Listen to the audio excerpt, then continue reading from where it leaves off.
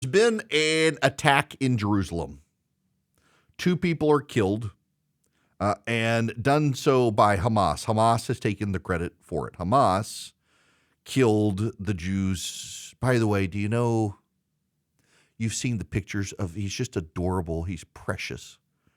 He's the 2 or 3-year-old redheaded Israeli boy who was taken hostage by Hamas. His body is being returned to Israel today. They killed him. Awful. Awful. But Hamas doesn't really want a ceasefire. You know, they keep saying that this is just about Israel.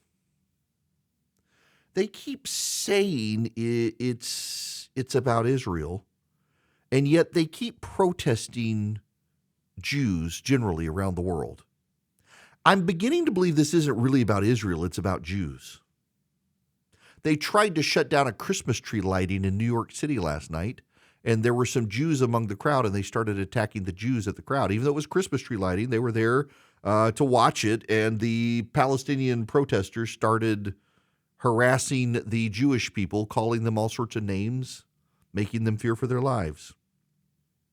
The dean of Columbia's law school has resigned following a string of anti-Semitic incidents on that law school campus. And again, this is the thing that I keep coming back to. We keep being told this is about Israel and the Israeli quote-unquote genocide that's not a genocide. Or Israel making Gaza be an open-air prison from which people can come and go. But it's just remarkable to me how it's always about the Jews. I mean, it is always about the Jews. If it was just about Israel, you wouldn't be harassing Jewish people in the United States, except the incidents of anti-Semitism in the United States have gone up 400% since October 7th, when Hamas attacked Israel. And now you've got, during a ceasefire, Hamas attacks Jerusalem, kills 2 people, takes credit for it. Hamas took credit for it. And you will notice all the people who wanted a ceasefire, they're not saying anything. It's almost as if people want Israel to cease firing so Hamas can kill them. It's striking how that works.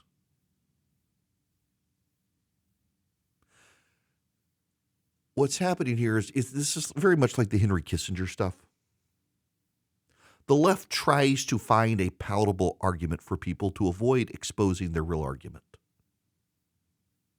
So with Henry Kissinger, the left says he committed war crimes, and in reality, their real grievance against Henry Kissinger is that he propped up the United States and helped us win the Cold War. With Israel, they say that it's their treatment of the people of Gaza, and in reality, it's that the Jews breathe. Not a whole lot of nuance in there. The pro-Palestinian argument. The pro-Palestinian argument is actually an argument in defense of terrorism, and they wrap themselves up in postmodern speak about colonialism and anti-colonialism and intersectionality and things like that. You know who were the big colonizers? I don't know if y'all know this or not, but there was this group of people who decided to just dominate the world, and they enslaved a bunch of people. They put a whole bunch of people in chains. Enslaved a whole bunch. They killed so many people. And they were the dominant colonizers. They were called the Muslims. You ever hear of them? Yep, the Muslims. There's this guy named Muhammad, ran his armies across North Africa, enslaved a bunch of people, killed a bunch of people, took over the Holy Lands, things like, yep. Real, you want to talk about colonizers, there's you a colonizer, Muhammad and the Muslim hordes. But somehow the Jews are the colonizers? Really? They lived there first and somehow they're the colonizers? It doesn't make any sense when you get into the logical reasons and arguments and histories of it, but the left doesn't actually care about logic and reason and history. They care about emotion, and they care about skin color deeply. And the left has decided that the whiter you are, the more oppressive you are. And because Muslim skins tend to be a little bit browner in the Middle East than the Jewish skins, well, clear, it's the Jews are Europeans and they're the colonizers. And who cares what history says? Who cares what logic says? And Jesus was a Jew from 2,000 years ago, and the whole world's about to celebrate his birthday, but they somehow think the Jews didn't live there until 1948. Also, Jesus wasn't a white guy.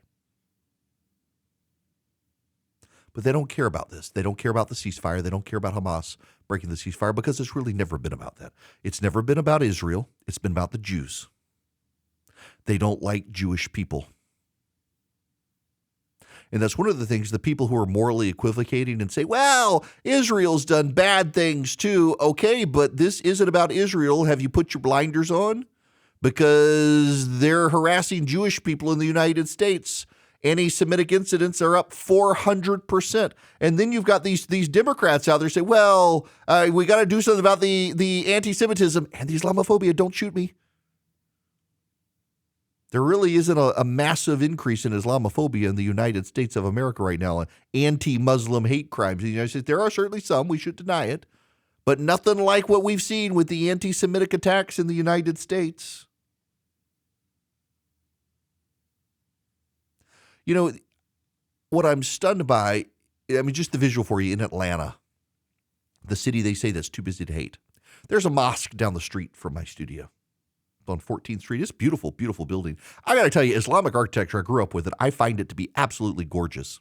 There's a huge story in the Washington Post about how China is tearing down mosques in China and converting them, like getting rid of the beautiful onion-shaped domes in some cases and the Islamic arches and squaring things out and putting in Chinese hexagon-style towers and things like that, just destroying historic Muslim architecture. Islamic architecture is gorgeous. There's a beautiful mosque down the street. You can drive past it. There's also a Jewish center in North Atlanta in a suburban neighborhood. You can drive past it too. The difference is the amount of security that the Jewish center has to have versus the mosque. But you can't have Democrats talking about anti-Semitism these days without also saying, oh, and Islamophobia, because they got to equate the two. There really isn't a mass rise in incidents of anti-Muslim hate in this country right now. There is anti-Semitism. And for all the people who say this is about Israel and what Israel has done and the mistreatment of the people of Gaza by Israel, they don't want to answer the question, well, then why are Jews globally being attacked? They can't answer that because then they would have to probably begin to acknowledge the truth that it really has nothing to do with what Israel has done to Gaza and everything with the fact that Jewish people breathe and walk the planet, and they don't like that. Want to be on